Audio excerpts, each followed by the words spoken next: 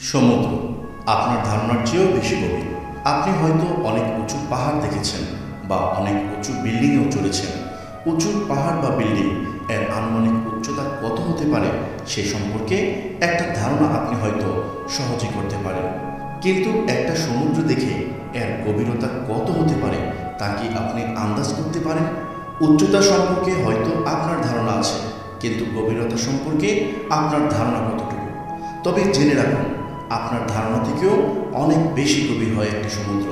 পৃথিবীতে যত পাহাড়, পর্বত, উঁচু বন, সমতল ভূমি ও দ্বীপপুঞ্জ রয়েছে, সবগুলো দিয়ে যদি সমুদ্রকে ভরাট করার চেষ্টা করা হয়, তবুও তার এক ভাগও সম্ভব হবে না।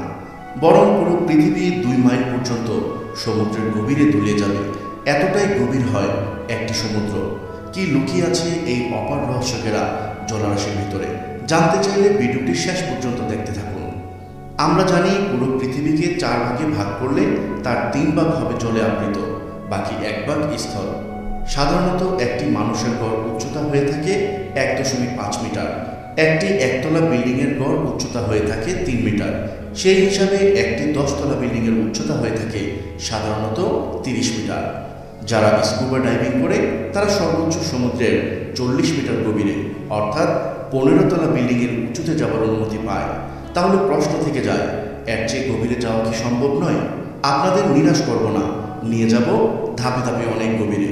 চলুন এবার ঘুরে আসি গভীর সমুদ্র থেকে। সমুদ্রের সবচেয়ে গভীরতম স্থান মারিয়ানা ট্রেঞ্চ, যেটি মারিয়ানা আইল্যান্ডের পাশে অবস্থিত। সমুদ্রের সবচেয়ে গভীরতম এই স্থান ভি আকৃতির। জায়গাটি এতটাই গভীর যার ভিতর দিয়ে অনায়াসে এভারেস্ট পর্বত শৃঙ্গকে প্রবেশ করানো যাবে। জায়গাটি 1500 মিটার লম্বা এবং এর গভীরতা প্রায় 11,000 মিটার। তবে গভীরতার সঠিক পরিমাপ আদৌ হয়েছে কিনা সেটা নিয়ে স্বয়ং বিজ্ঞানীরা সন্দেহ পোষণ করছেন। একটি সমুদ্রের গভীরতা সর্বোচ্চ 11,000 থেকে 15,000 মিটার পর্যন্ত হতে পারে। সাগরের 300 ফুট নিচে গেলে দেখা যাবে নীলতিমি। সাগরের 700 ফুট নিচে সাবমেরিনগুলো চলাচল করে। বিশ্বের সর্বপ্রথম 700 ফুট নিচে সাবমেরিন স্থাপন করে যুক্তরাষ্ট্র। সাগরের 831 ফুট নিচে এত বেশি চাপ থাকে যে মানুষের ফুসফুস চূর্ণ বিচূর্ণ করে দিতে পারে। 831 ফুট নিচে যদি কেউ যেতে চায়, তাহলে তাকে এমন কোনো পদ্ধতি আবিষ্কার করতে হবে যাতে করে সেই গভীরতায় নিজের অস্তিত্ব টিকিয়ে রাখতে পারে। নীলতিমি তার খাবার সংগ্রহ করতে 600 মিটার পর্যন্ত গভীরে চলে যায়। বিজ্ঞানীরা বলেছেন, সমুদ্রের 2400 ফুট নিচে যে সাবমেরিনগুলো রয়েছে সেগুলোর গঠনগত ক্ষতি হতে পারে যদি আরও বেশি নিচে সেগুলো নামানো হয়। বিজ্ঞানীরা সতর্ক করে দিয়ে বলেছেন, এর নিচে সাবমেরিন নামানো সম্ভব নয়। সমুদ্রের 2722 ফুট নিচে, যার মধ্য দিয়ে বিশ্বের সবচেয়ে বড় নির্মাণ বুর্জ খলিফা অনায়াসে প্রবেশ করানো যাবে। 3280 ফুট নিচে সমুদ্র এতটাই ভয়ঙ্কর, সেখানে সূর্যের আলো পৌঁছতে পারে না। মিডনাইট জুন খ্যাত সাগরের 7500 ফুট নিচে অনেক প্রাণী বসবাস করে, তারা দেখতেও পায় না। তবে সেখানে এক ধরনের চিংড়ি পাওয়া যায়। এখানে কিছু ক্ষেত্রে সুপ্ত আগ্নেয়গিরি, আবার কিছু কিছু ক্ষেত্রে সক্রিয় আগ্নেয়গিরির অবস্থান রয়েছে এবং এখানকার তাপমাত্রা গড়ে 33 ডিগ্রি সেলসিয়াস। তবে যেখানে সক্রিয় আগ্নেয়গিরির অবস্থান রয়েছে সেখানকার তাপমাত্রা 800 ডিগ্রি সেলসিয়াস পর্যন্ত হতে পারে। টাইটানিক জাহাজ যেখানে ডুবেছিল সেখানকার গভীরতা ছিল প্রায় 12,500 ফুট। জায়গাটিতে আজ পর্যন্ত কেউ পৌঁছতে পারেনি।